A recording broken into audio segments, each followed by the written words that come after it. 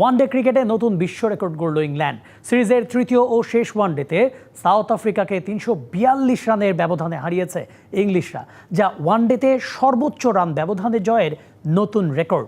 সাউদাম্পটনে ইংল্যান্ডের দেয়া ৪১২ রানের টার্গেট তাড়া করতে নেমে মাত্র ৭২ রানে গুটিয়ে যায় সাউথ আফ্রিকা, যা জন্ম দিয়েছে একাধিক রেকর্ডের। ৩ ম্যাচের ওয়ানডে সিরিজে প্রথম ২ ম্যাচেই হার। সাউথ আফ্রিকার বিপক্ষে সিরিজটা আগেই হাতছাড়া হয়ে যায় ইংল্যান্ডের। তৃতীয় ম্যাচটা ছিল হোয়াইট ওয়াশের লজ্জা এড়ানোর, কিন্তু দিন শেষে লজ্জা পেতেই হলো, কিন্তু ইংল্যান্ডকে নয়, সাউথ আফ্রিকাকে। জ্যাকব বেথেল ও জো রুটের সেঞ্চুরিতে ভর করে ৫ উইকেটে ৪১৪ রান করেছিল ইংল্যান্ড। রান তাড়ায় ২০ ওভার ৫ বলেই ৭২ রানে অল আউট প্রোটিয়ারা। দলটির অধিনায়ক টেম্বা বাভুমা অবশ্য ব্যাট করতে পারেননি চোটের কারণে।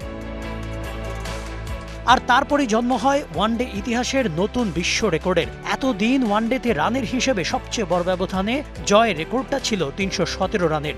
তাকে টপকে এখন ইতিহাসের সবচেয়ে বড় রানের জয় এখন ইংল্যান্ডের। নিজেদের ক্রিকেট ইতিহাসেও এটা বড় জয় ইংলিশদের। এর আগে তাদের সর্বোচ্চ রান ব্যবধানে জয় ছিল ২০১৮ অস্ট্রেলিয়ার বিপক্ষে। ইংলিশদের বিপক্ষে ৭২ রানে আউট হওয়াটা ছিল সাউথ আফ্রিকার ওয়ানডে ইতিহাসে দ্বিতীয় সর্বনিম্ন টোটাল। এই ম্যাচে সেঞ্চুরি তুলে নেওয়া জ্যাকব বেথেল মাত্র ২১ বছর বয়সেই হয়েছেন ইংল্যান্ডের দ্বিতীয় সর্বকনিষ্ঠ centurion.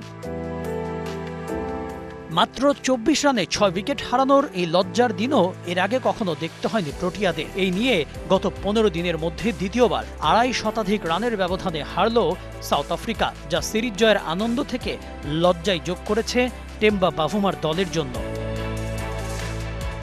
Kanak Mahmud, DBC news desk.